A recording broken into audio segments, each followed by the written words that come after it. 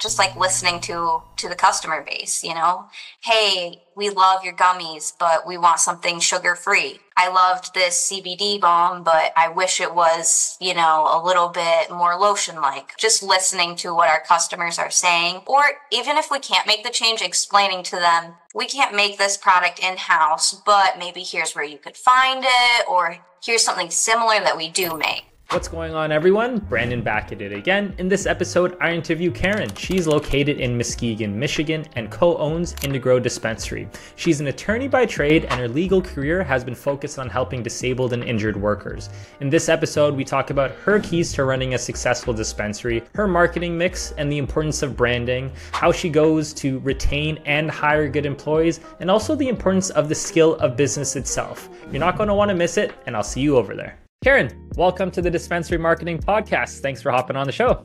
Yeah, thanks for having me. Of course. So what are your keys to running a successful dispensary? I would say the most important thing is making sure that you carve out a niche for yourself. So obviously, that can be whatever you want, but making sure that you have some things that are setting yourselves apart from every other dispensary is going to be really important. Another thing that's been really successful for us as a micro business is really tapping into our community, being engaged in our community and kind of hearing what needs and what products are wanted, things like that. Kind of having a finger on the pulse in that regard has really made the difference for us anyway. Right. That's interesting. So I think regardless if you're in the cannabis space or if you're kind of just running in any other industry, you do need to figure out what your niche is, right? Whether it's, you're selling shoes, you're selling clothing, even if you're a plumber, are you commercial plumber, residential plumber, and then what neighborhood, so on and so forth, right? Absolutely. I think one of the things that I've been listening to from a lot of my guests is that, at the end of the day, cannabis is cannabis, you can kind of figure out what your key differentiators are, but at the end of the day, it's something to consume, it's a commodity, so on and so forth, right? So people find it difficult to find like their niche with regards to the product itself, but clearly you've kind of carved out your own little space in regards to how you offer the service. So like what pieces of advice would you give to people who are, let's say, kind of in the startup phase and really trying to figure out and plan, like, how do I go about attacking this? The market's so saturated. What are the different kind of questions I should ask myself to ensure that I can, kind of start out with the ball rolling as best as possible? Yeah. I mean, something that really helped our facility kind of have that well-rounded effect is that we have an outdoor consumption area next door. So that really draws people to our location, even if they don't end up purchasing necessarily from us. They're out there, they're, mingling with other cannabis consumers, just kind of building that fodder, building that community up. And then eventually, maybe the first time they come and they just hang out in that space, maybe they brought their own stuff or whatever, but, eventually they're going to come in the doors. They're going to want to check it out. They're going to hear what everyone else is saying. So having that right next door has really been such a benefit for us. And we're just so grateful that our city has been so welcoming to it. And it's really made all the difference for us. Right. So tell me about your store, what you got going on. So you have the outdoor consumption lounge. I know you do tours and stuff like that, but I'll let you speak. Kind of what's the 101 about your dispensary and what makes you different from the other guys? Yeah, so we're called IndiGrow, stands for Independent Grower, and we are a micro business. So you can think of a microbrewery, except for cannabis. So we're growing it all, we're processing it all, and we're selling it all in the same facility. So one-stop shop, if you will, completely vertically integrated, but on a small scale. And that is a big difference too. I hear a lot of companies kind of boast about how they're vertically integrated, and I do think that's great. But a differentiator for us is that we are on such a small scale. So we're really able to ensure quality, ensure consistency. And then we have that relationship with the community where if we hear, hey, we really want a capsule, we're looking for a capsule to take, great, we can make that product. So that's been really great for us to kind of do it all in one stop and then be able to get that feedback from our consumers and change or have more products if needed. But yeah, then in addition to just making and selling the products, which is a lot, we also do canna tourism. So we have people who will take full facility tours. They'll come in, they'll get all suited up from head to toe. They'll watch a video on our facility history. We put a lot of work into building our facility, so we kind of like to boast about that. And then they'll go all the way in the grow rooms. They'll get to touch the plants, smell the plants. They'll see the plants from the whole life cycle when they're little seedlings all the way to when we've harvested them. And then it's just a great way to really destigmatize. Every time we take people on a tour, I love to kind of see a little bit of like the deer in the headlight look at towards the end of the tour when they're kind of like, what? I can't believe all this goes into cannabis. Like, it's not just a consumable. There's so much more to it. And taking more of a professional and scientific approach, I think, is really important to help destigmatize. So that's kind of what we got going on over here at IndiGrow. A lot going on, but we're happy to be in this realm, and we think it's a privilege to do what we do. Oh, that's awesome. Are you guys allowed to have a TripAdvisor listing for like tours, or is cannabis not allowed? Or have you even tried? That's something I'll have to look into, but we are on certain like tourism sites. Yeah. West Michigan Tourist Association. We do partner with a local company called Muskegon Tour Company. Okay, nice. So they kind of advertise about our tours. So we're kind of in the realm of if tourists are looking for a cannabis tour, we're really the only one in the state that's going to get them a hands-on full facility tour. So people find us. Oh, that's awesome. Yeah, because, so I did some traveling recently, and again, any of the kind of excursions, the sightseeing stuff, you just go on TripAdvisor or Viator, and then it's just like, well, you pick the one that says TripAdvisor is the top trip of 2024 or whatever it is, right? So I think that might be a really cool opportunity for you guys, seeing as that how you're probably the only one that offers tours in the first place, but I think it might be something interesting. So far, I think we've done, I think it's over 500 now, so I kind of stopped keeping exact count. But I know that last year when we ran our numbers, it had been like 46 states and 7 countries, I think, who had come in and kind of toured the shop. So that was really cool to see. Like, we're really making a spread and kind of educating people from all over the place. So that's awesome. That's great. That's great. So what are your biggest challenges, struggles? I know even though you might be smaller, more independent, you might not have operationally as many issues as some of the bigger guys, let's say, but being smaller obviously brings in its own challenges and obstacles. So what would those be for you? One of our biggest things is visibility, making sure people know that we're here and that we're not just a dispensary. We're different than the 20 other that are, in our town. So that's always been a challenge. I mean, we still get people that come into our shop that are like, oh my gosh, I didn't even know that you were here. We're like, yep, we're here. Come back. So definitely visibility has been a challenge. There's always challenges advertising and doing stuff with, social media and not getting flagged and things like that. But I mean, yeah, another like frustrating thing for us is just seeing the amount of non-compliance in the Muskegon area and Michigan specifically, and like just the fact that there's not a ton being done to combat the non-compliance. There's not a lot of enforcement being done for various reasons, but it needs to be done. We all need to be kind of playing by the rules and held to these standards. And I think that if you're not playing by the rules, you shouldn't be in the industry. It's such a privilege to be here. Cannabis has had such a bad stigma, and we don't need any reason to further perpetuate that. And so when I see people doing non-compliant things or making shady products or products that have impurities, things like that, that's when, that really pulls on my heartstrings. And I'm like, dang, like this is not what cannabis needs. So that's something that's always a struggle, to see for us, and to feel like, there's not much we can do about it, besides keep speaking about it and, be the squeaky wheel. So. Right.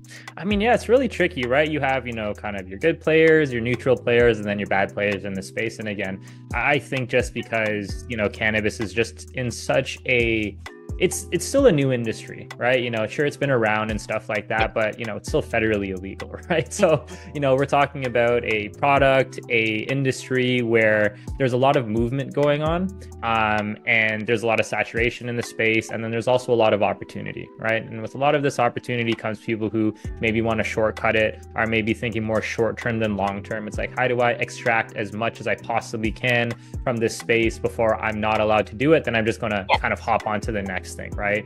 And then you have business owners like yourself where it's like, look, like I'm not in this for the 2, 3, 4, 5, or even 10, right? Like I want to make this like a multi-decade thing where we can kind of build a big brand, whatever it is, you name it, to be able to kind of, I guess, segment my place in history, if you will, because if you're one of those dispensaries who are able to kind of like go through the peaks and the valleys and go through the ups and downs and still maintain kind of the morals and ethics that you want to uphold, I think that's, that's super, super powerful. And at the end of the day, it sounds like you guys are doing an amazing job. So, hats off to you.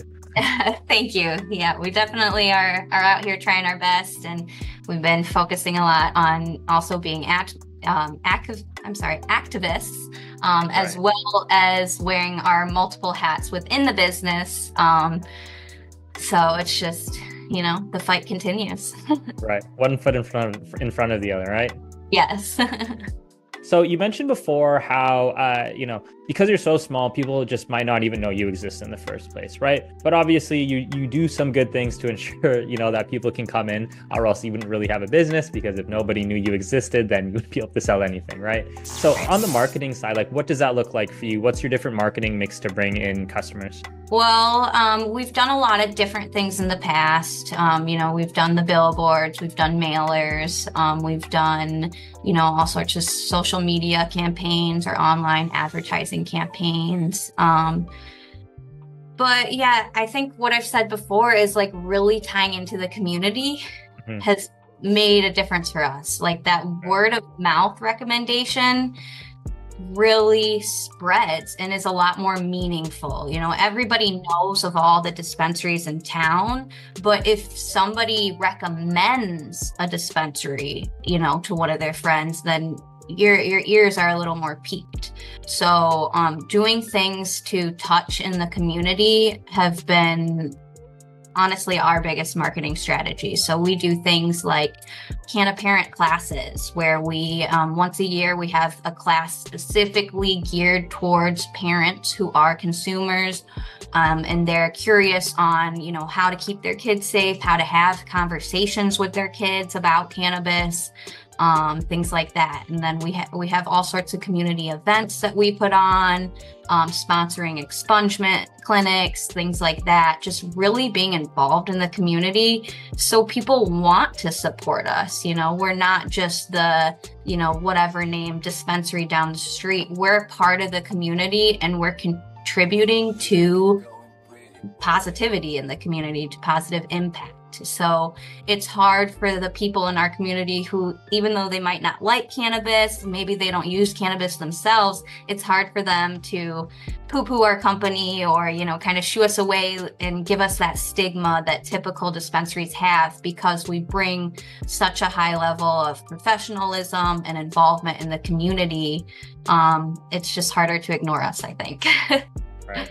No, that's great. And I've said this a few times over a couple episodes, but it's not even necessarily about becoming like nation famous, right? You just want to be city famous, right? Yeah. It's like, how do I truly provide value to the community? And yes, you can, sponsor music festivals and you can kind of, put your logo somewhere, but to actually go out individually to the community and help one-on-one or one-on a group of people, I think that does make the world of difference, right? And linking that back to the previous conversation about you're not in this for 1, 2, 3 years, you're in this for the long run, that kind of goodwill starts to compound over time, right? Where if you were only in this game for a couple of years, it wouldn't make too much sense, right? That's where let me spend as much money on billboards and digital marketing and mailers and flyers and so on and so forth. So you can kind of, again, extract as much value as you possibly can.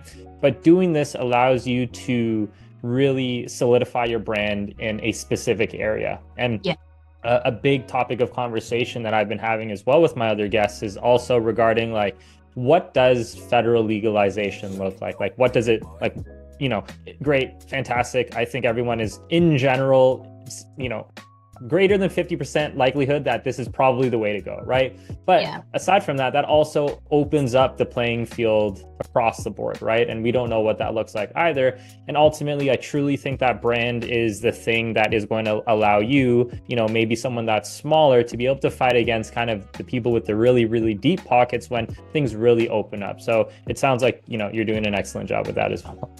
Thank you. So I guess my question on all of that stuff, did you have all of this planned before you started the store? Like, was the smaller scale game plan always part of the plan? Did you have to kind of pivot? What did that look like? What did your journey look like into kind of building out the product that you have now? Not just the cannabis product, but like the store, the staff, how you treat people, doing the tours. Like, how did that evolution kind of come about? Yeah, it definitely evolved over time, but we did have kind of the basic idea when we started. We knew that we definitely wanted to do canna tourism, so we were able to kind of build out our facility to be canna tourist friendly. So that was beneficial, but things have evolved. We didn't expect the tours to be as successful as they are. I'm glad that we were, wrong in that regard. But so we kind of had to shift a little and make sure that we were paying enough attention to our tours. We wanted to really ensure that they're worth the value, because we do charge $100 for people to come through. So it's really important to us that we make sure that it's worth that $100 for every customer. And we've never had anyone dissatisfied. So I think we're doing okay so far. But yeah, we did have to kind of adjust as we went on and change how we do things. Originally, our plan was to have all landrace strains, and we still do that. We still have landrace strains, but we're starting to also have rotating strains, just because, we've learned people aren't going to want to come in and buy the same 7 strains. Everyone wants to keep trying something new. Right. And we always had some rotating strains, but we're just now having them more frequently, kind of making sure that we're following the trends. Oh, people, they're really hot about White Widow. Okay, let's try to get White Widow in and start growing that, or whatever the hot strain may be. So kind of staying on top of trends. Whereas when we initially started, we thought, well, we're carving this niche out for ourselves, so maybe we don't need to play into the strain trends so much. But, listening to our consumers, the same 5 strains get boring. So you got to have a little more than that. So that's something that, we had to work through. And I think that we're doing okay. We have, I think, like 10 strains on the floor now, and we got a bunch in the pipeline as well. So we're coming out with more. But other than that, as far as our evolution has come, I think it's just been making sure that we have really good team players. Everybody that we have on staff now does a really great job of kind of wearing multiple hats or being very communicative. I think that's a big that's just a need in any business, not just cannabis, but we all have to be communicating with each other. And if there's a problem or something, is a shortcoming, it needs to be communicated so we can avoid it further. So I'm glad that all of our staff right now is really good at communicating with us and telling us when there's an issue or if something is needed or whatever, so we can always be on top of it. I think that helps a lot. And then other than that, just like listening to the customer base, hey, we love your gummies, but we want something sugar free. Okay, we can make that. Listening to, I loved this CBD balm, but I wish it was, a little bit more lotion like. Okay, we can do that. Like just listening to what our customers are saying and then seeing, okay, we can make this change. Or even if we can't make the change, explaining to them, we can't make this product in-house, but maybe here's where you could find it, or here's something similar that we do make. So it's always going to be evolving, right? Like even now we feel like pretty confident. Okay, we got a good, steady thing going. But I know, as soon as you feel confident, something's going to change. There's a rule change, or the customers want something different, or whatever it is. So it's always evolving. And I think it's important to kind of have that in the back of your mind so that you're ready to shift when that's needed, because it's always needed, especially in this industry that changes so fast and you really have to stay on top of the trends. So having that in the back of the mind that like, okay, this is what we do now, but we might change it, I think kind of makes a difference. The joys of business, as soon as you say, yes, I got it, everything is great, things kind of go downhill a little bit. As soon as you say, oh crap, what's going on, things tend to trend upwards. So yeah, you just, the ups and downs, right? Yes. Yeah, it's kind of like parenting. I have 2 young kids as well. So like the similarities between having a business and being a parent sometimes really like hit me in the face. I'm like, oh my gosh, as soon as you think you got it figured out, then it's something new that you got to tackle. But, keeps it interesting and, makes sure that you're always doing the next best thing. So. Right. So how do you go about building this superstar team that you're talking about? I find a lot of people are having issues with not only finding, but also retaining good employees, right? Whether that's just the novelty of the industry is worn off, or compensation and market saturation and price compression making it harder to pay employees. Like, what's your process to source good employees and then also to retain them for the long run? That's a great question, and it's something that we've worked really hard at. We always wanted our company to be one that's great to work for and work at. But I think that there's really no easy way to hire a good employee, because the fact of the matter is someone can look really good on paper, but you really don't know how that employee is going to mesh with the rest of your team or how they're actually going to act until you bring them on board and you kind of figure that out. So I think something that's worked great for us is, like I kind of mentioned before, is just being really good communicators. So checking in with those new employees. Hey, we noticed that, this happened. That's not quite how we do it, trying to do it in a nice way. Obviously give everyone their chance, but also like be firm. Like, we have these expectations, and if you can't meet them, unfortunately, you're not going to be a good fit for our team. So I think it really goes on both sides, to the employer and the employee, to both be communicative on what the needs and expectations are, and then to continue that as things go on and make sure that everyone's on the same page. Something that's really helped for our team is that we're super small. So like not a lot goes unsaid.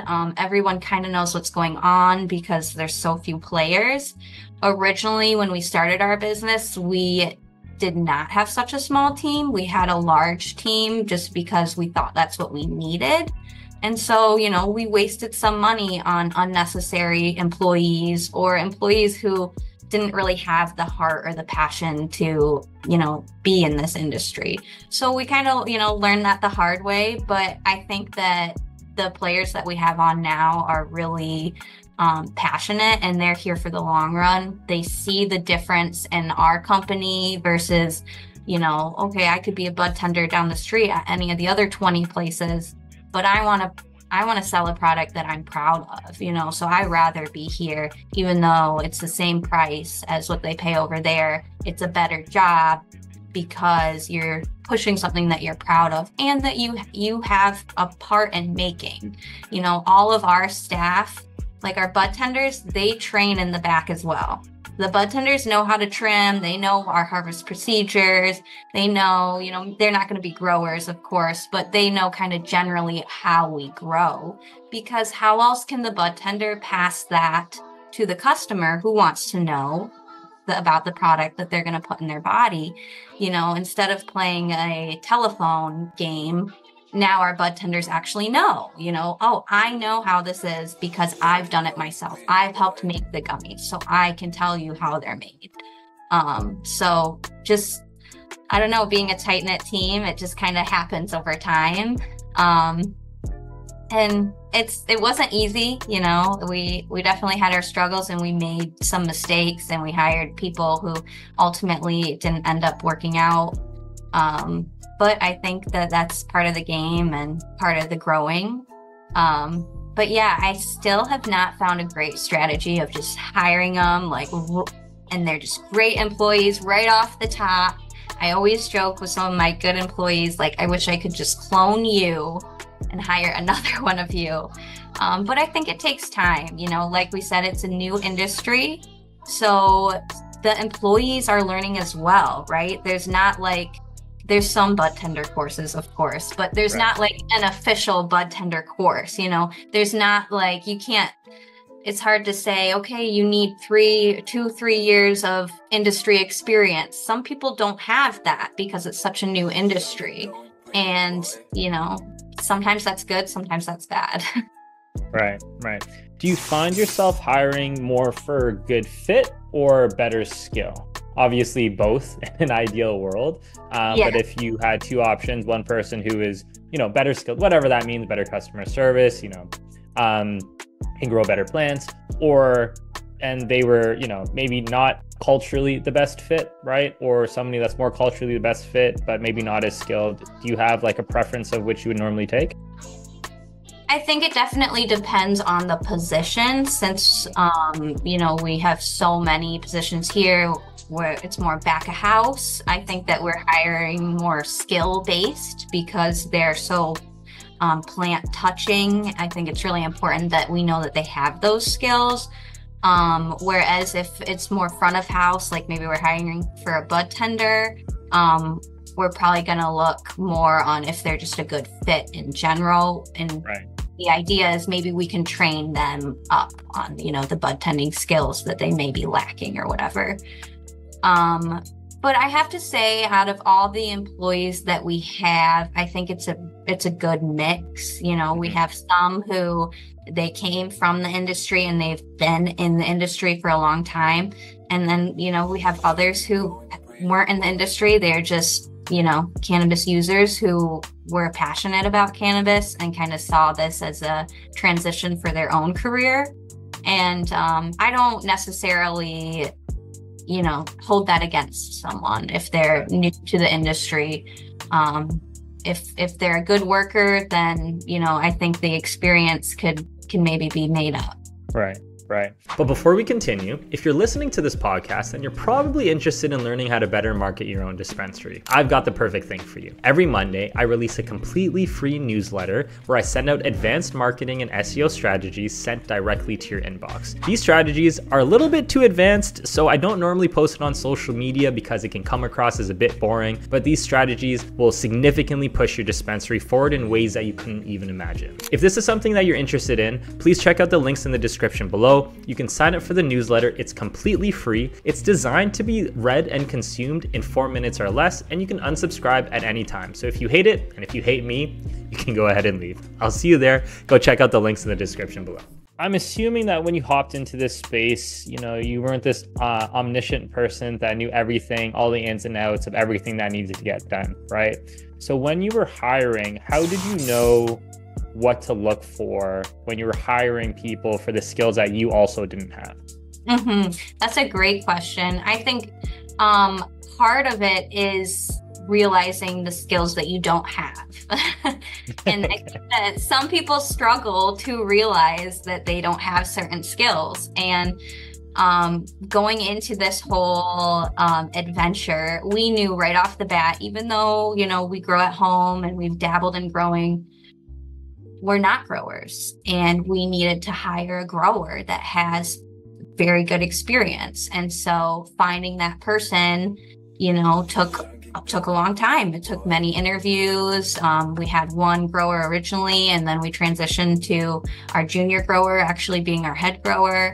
Just heavy trial and error. Yeah, it's really tricky. I mean, one kind of, I don't know if this is a tip, trick, strategy, whatever it is, because, after a certain number of interviews, you kind of get an idea of like, okay, what are the main, I guess growing would be the example in this conversation, right? It's like, okay, I don't know how to grow anything. The last thing that I grew was, maybe grass on the lawn, and that grew automatically. So I now need somebody that can grow these plants for me that I can sell, right? And I think after a certain number of interviews, you will kind of get an idea of like who's more competent, at least just based on the way they speak. And then that goes into the whole, well, this person's a really good interview and this person's a really terrible interviewer, but maybe the person who's bad at interviewing is actually a better grower than not, right? So, that's exactly what you had to go through, is like, okay, you spoke to a bunch of different people. You figured out, okay, these are the general data points. I did my own research. This is in general what I'm looking for. And then based on kind of all these interviewers that I've spoken to, also looking for a good fit, then you kind of do the whole trial and error thing, and then you figure out who's good and who isn't. And I think you mentioned this, well, you did mention this before about how you almost overhired for your existing company, right? But even though looking back, the whole hindsight is 2020, I think that was probably a better option for you than not. And the reason why I think so is because you now see what good looks like, and you see what bad looks like as well. And then it really helped you determine, okay, out of this massive, maybe not massive, out of this group of people, and I need to kind of maybe make sure I keep the best ones, you can really figure out what works, right? Yeah. So I think when it comes to hiring, it's essentially along those lines. It's like when you don't necessarily have a skill, if you don't have that skill, then you have to pay with time and you have to pay with money, unfortunately, right? Because that's what a skill is because, you can do it and other people can't. So I think that's in general how it works. So yeah, just wanted to see if there's any crazy tips and tricks that you had, but it seems like everyone's going through the game. Yeah, but when we were originally interviewing for growers, we were shocked by the number of growers who applied that were out of state. And wow. I personally was shocked by the number of growers who we interviewed who don't consume. Interesting. Yeah, which I thought was interesting as well. Like, I wouldn't go to a restaurant that the chef didn't eat the food. So, like, I was kind of, to me, that was like a red flag. If you're not going to consume your own product, then maybe you're not all that you think you are. But actually, the grower that we originally hired did not interview well. And he had told me on the phone before we even interviewed, I don't interview well. Like, I'm not good at interviewing, but I will bring my best buds with me. And he did. He brought cannabis with him, and he was like, hey, he answered our questions and he did the best that he could do. But he was like, here's my interview. Here's my cannabis, please try it and then let me know. And it was some of the best stuff that we had ever had. So, that's kind of how he got the job. He wasn't a great interview. On paper, he didn't have, it's hard to have a great resume for a grower, especially in a new cannabis market when, like, what are you going to put? I grew illegally for 10 years. So like the resume, maybe wasn't the best either. But, ultimately it worked out well for our first grower to have him in and to kind of learn some of the things that he did. And then, our junior grower kind of listened to him and took in what he had to say, and then also kind of did his own thing. He's a little more scientific with everything. And then eventually we kind of, the junior grower kind of outgrew the grower, and he suddenly was coming up with more ideas and better, more efficient ways to do things. So it just kind of ended up that he ended up taking the master grower position. But it's worked out really well for the company and for all of us, so that we're just able to produce the best, most quality product. So, some roadblocks, but that's part of the journey. Right, right. The classic student becomes the master. Yes, All right. yeah, it was kind of like that. Exactly. So let's talk metrics. So obviously there's a massive basket of metrics that you can take into consideration, right? Obviously the main one is just total sales, total revenue. Then you have basket size, order volume, number of customers coming back in. There's just like a lot of numbers for you to take a look at, right? So Mhm. what numbers do you kind of keep an eye on just to make sure that things are progressing in the right way? Because I'm a numbers guy myself, and if I try and look at literally every single data point, I'm going to go absolutely crazy. I'm not sure if it's the same as you and you're some master math whiz or some statistic whiz, but what are kind of just the overall numbers just to make sure that, okay, we're trending in the right direction. There's no absolute fires and everything is for now okay. Yeah, I mean, I think it's basically cart sizes and number of customers. And then, some things that we also have to take into consideration since we're growing as well is, kind of watching our grow, making sure that our fees, that we're paying as far as for our electrical, our nutrients, things like that. Those can't be over, what we're making in the dispensary side. So, always comparing the two together, which is something different for our licensure compared to other businesses. But comparing those two together and making sure that we're making adjustments if like, okay, maybe it wasn't a great month. What can we do on the back end to make sure that we're not, killing ourselves over here? Can we shut off some lights? Can we, what can be done? So just kind of balancing the two to make sure that we're covering ourselves is something that we're always looking at. And then of course we're always tracking anything that, like, if we're sponsoring, anything within the community, if we have billboards up, or if we're running any sort of marketing campaign, always tracking that and making sure that the ROI is what we want it to be, that it's worth it in the long run. Otherwise, we're not going to do that sponsorship again, or we're not going to do that same marketing scheme. We're going to have to change it and do something different. So I don't know that besides like just customers coming in and cart sizes, that there's one specific number, just because there's so much going on that we kind of have to be looking at it all to make sure nothing's teetering too high one way or the other. Of course, of course. How do you deal with figuring out what is responsible for the change? So, for example, I think, you're the only person that said this that actually looks at the expense ends of things as well, because if, the lights are too expensive and the nutrition that we're buying is too, whatever it is, then obviously the margins are smaller, then we're not going to make money no matter how much we sell, right? So that was really great.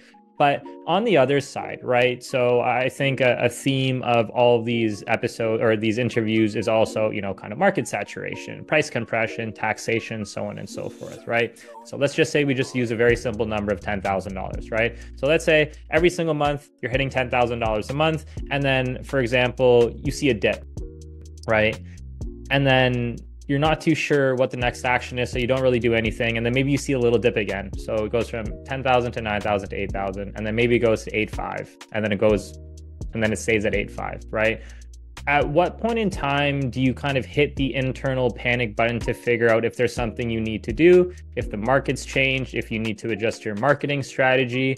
Because you mentioned it to yourself, like a lot of the strategies that you put in are kind of longer term, let's say, right? It's word of mouth. How do I take care of my customers, so on and so forth. But those same customers could very much be affected by, not being able to spend as much money, right? So when is it like, hey, I want to stay put, we're in maintenance mode, things aren't going to be as good? Or is it, hey, I need to do better marketing? Like, how do you balance between the I need to do better versus, oh, these are a lot of things outside of my control, so maybe we're in a quote unquote slight survival mode?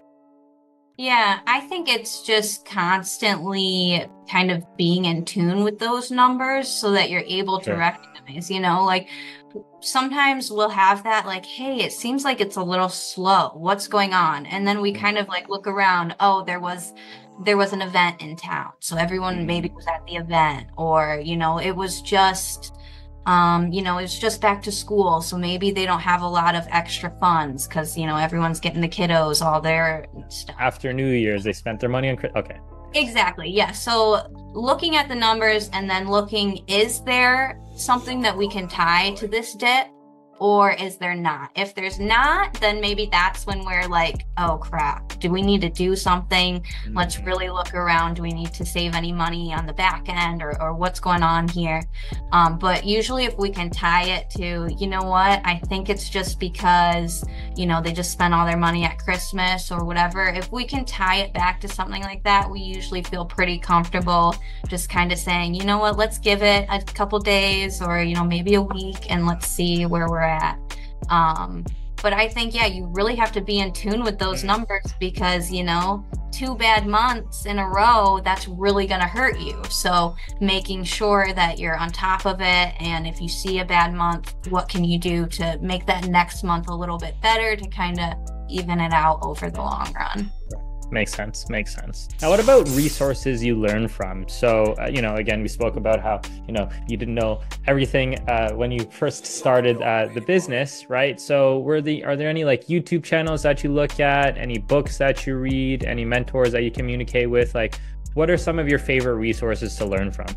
Yeah, we joke a lot that we have a degree at Google University, which obviously is just a joke because we like to Google a lot of things. Google, can be tricky. You really have to suss it out, make sure that you're having a reputable source. I don't know of one like, YouTube channel or something like specific. But we are like involved in our chamber. That helps us to really know what's going on in our city. We try to get involved in a lot of like the cannabis conferences. So like NECON is in Grand Rapids this weekend, so I'm going to be over there.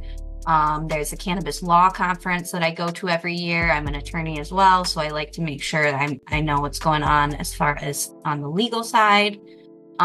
So I think just kind of being in touch with what's going on is our biggest resource. And then knowing when to reach out, like we have an engineering firm that we, use if we have a certain new equipment that we're bringing in and it needs to be certified or whatever. So like I said before, kind of knowing that you don't know can be a big, right.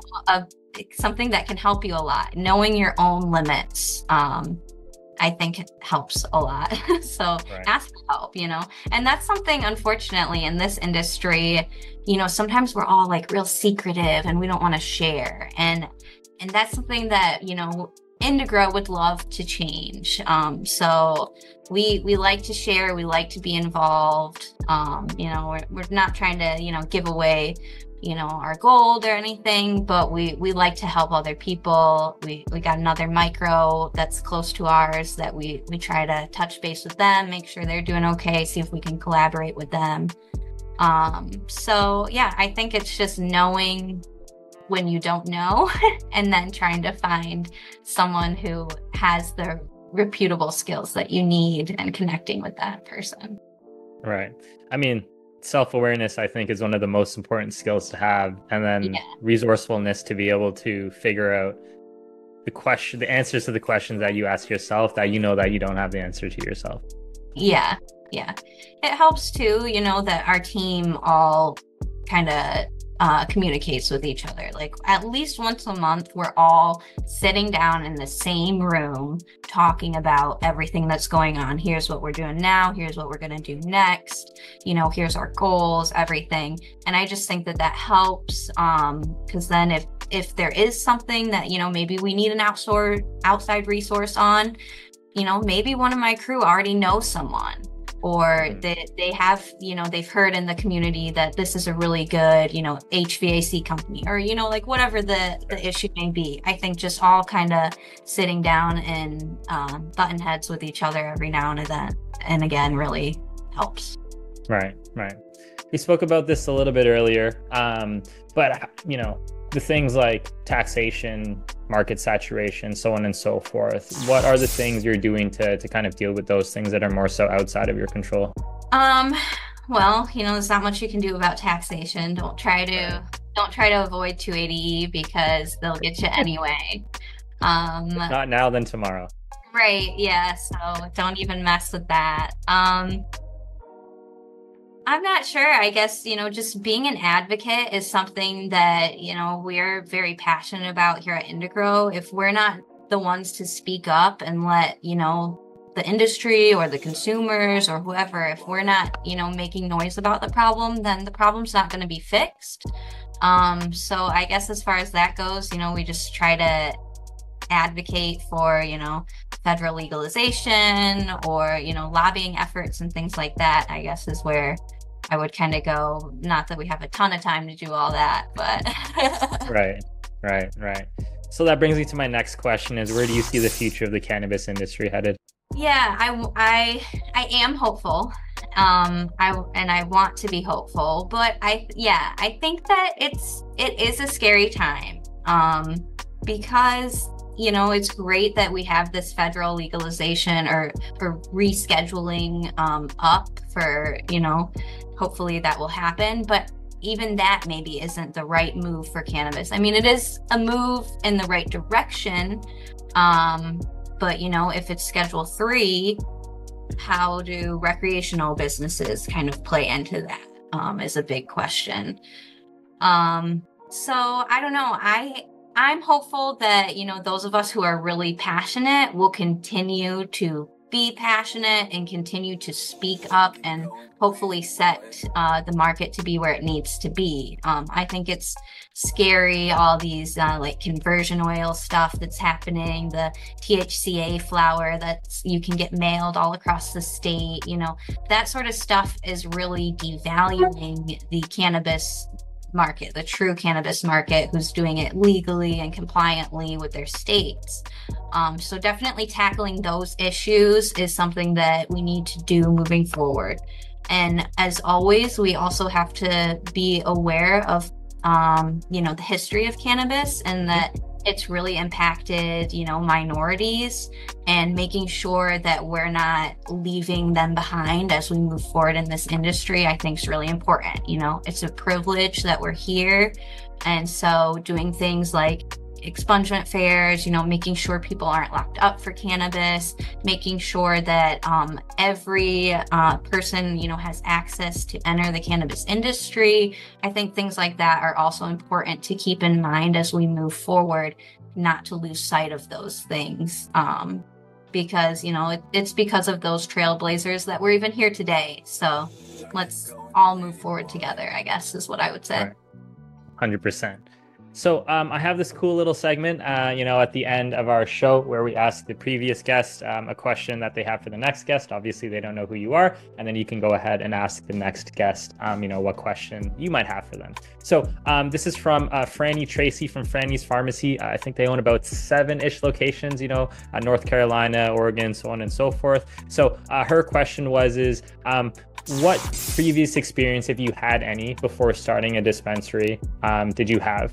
And how did that translate over to actually starting a dispensary? And then do you think that having previous business knowledge before getting into this industry is necessary? Or do you think you can kind of start this as maybe your first go around? I think that it is necessary. My previous experience was as an attorney. I had my own law firm. Before that, I worked for a private law firm, and then I went on my own and did that for about 1.5 years before I got into the cannabis realm solely. And then in addition to that, my husband had ran a few of his own businesses, a technology business, and he's always been a salesman. And then my father, who's also one of the owners here, he's a physician. He owns his own medical practice. So we all had some business experience, so that definitely helped us. And then, like I said before, we knew what we didn't know. So we knew we need a grower, we need someone who really knows about, like a biochemist, that's someone that we hired on at the beginning, was a biochemist. So we knew that we needed certain things. You know, we have certain skills, but there's other skills that we're going to need for our business that we need to bring other people in. So I think that that really helped us. And as far as is it necessary in this industry, I definitely think it is. I have unfortunately seen a number of businesses, specifically micro businesses, close down because they weren't run by someone who had any previous business experience. They were run, for example, like by a grower, which, you know, I'm not knocking a grower. A grower is super needed. But if you don't know how to run a business and you're just doing things only, you know, with your grower mindset, you're going to miss out and your business is not going to be successful. So it's important that, you know, you need the grower mindset, but like you also need the business owner mindset. And those two have to come together and find, you know, kind of the sweet spot of what's practical for business and what's actually going to be, you know, a good product. So I think, you know, meeting in the middle really made the difference, and going into the whole adventure knowing like, hey, there's this stuff that we're going to need help with from outside people, really made the difference. Right.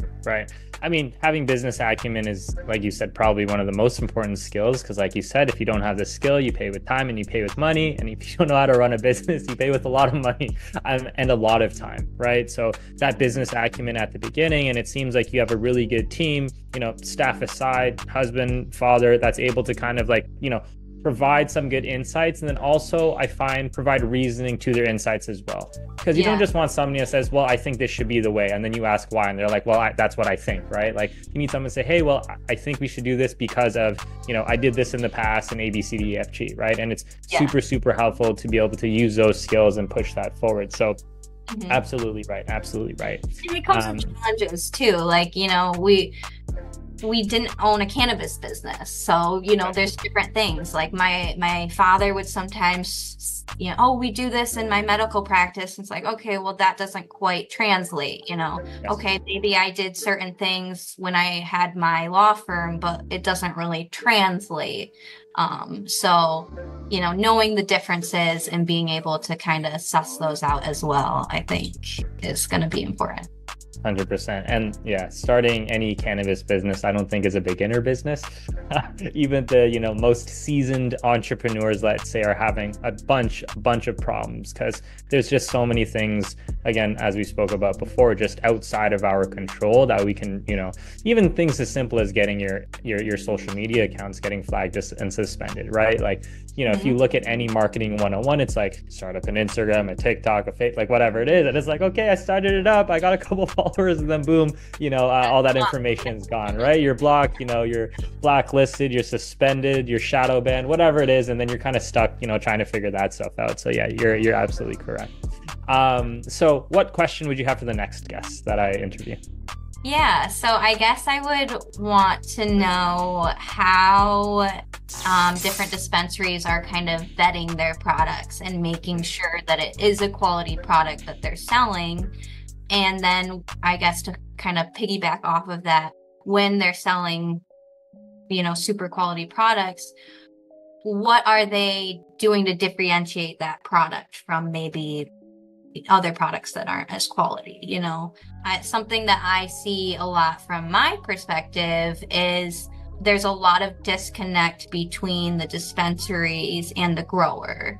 And so sometimes a grower may have grown this really great product and it's for sale at a dispensary, but that education to the customer on why this product is great, what's different about it, why you should buy this over, you know, this other product, I think sometimes that's lacking. And so I'm wondering or maybe they're not doing anything, but I hope somebody's doing something, you know, what are they doing to kind of bridge that gap and make sure that the consumer gets the information on how quality of a product that is. Right. Consumer education, so important. And I think it's even more important in this space where I'm not sure if there's any other industry, but the majority of people who are not seasoned consumers are always asking questions. Hey, I'm going to a party. This is my first time. I saw you guys down the street. What would you recommend, right? And Yeah. there's a lot of people who just don't even know what's going on in the space, right? So again, figuring out a way to educate people, I think is really important. But honestly, it sounds like you're doing an awesome job. Like the tours is like one really great example inside the community. I think that's another great example. And ultimately, education, typically, if you want to learn math, you have a teacher in the front of the classroom, and then you have 30, however many kids, right? Learning it, right? So it seems to me at least like it's a slow game, but it's a game that has to be played, right? Because the other option is that nobody knows about any product and any education, and then you don't want to have a bunch of kids that don't know math, in the next couple of years, right? So again, this kind of education and stuff like that, this goes from, hey, hey, I know a guy that knows a guy, $10 for a gram down the street, and you're just like, okay, sure, right? I'm not too sure about that, right? So yeah, I think that's a very, very important question. So I'll see what they have, what the answer they have to it is. Yeah, very interested to hear. And lastly, for those who are interested, where can people find your company? Plug all of your stuff. Let them know the name, location, phone number, anything else that you want to tell them. All right. So we are called IndiGrow. That's INDIGROW. We are downtown Muskegon on Clay Avenue. You can find us online at indigrowmi.com, or our social handles are indigrowmi. Also, my husband and I do some consulting work, CannaFam Consulting. So if any other dispensary owners or cannabis businesses are looking for some help, we'd be happy to help you. You can just shoot an email over to the info at IndiGrowMI email, and I'll connect with y'all then. And yeah, hope to see y'all. Perfect. Well, Karen, this was a lovely episode. What you guys are doing is really awesome. I don't think I've really spoken to anybody that's doing it the way that you guys are doing. So, that one-on-one at scale, the slow game, the building the brand, if my opinion is worth anything, I think you guys are doing an excellent job. I really appreciate that. We hear that a lot. It's super rewarding to hear. The best thing is the customers coming in and telling us how much we've helped them. That is like the highest praise that I could get, and makes it all worth it. So awesome. Well, there you go. If there's anyone to listen to, you want to listen to Karen, she's your gal. And for those who want to listen to me, I'm Brandon Kwan, founder of Cannabis Marketing, and the host of the Dispensary Marketing Podcast. And until next time, I will talk to you guys later. See you.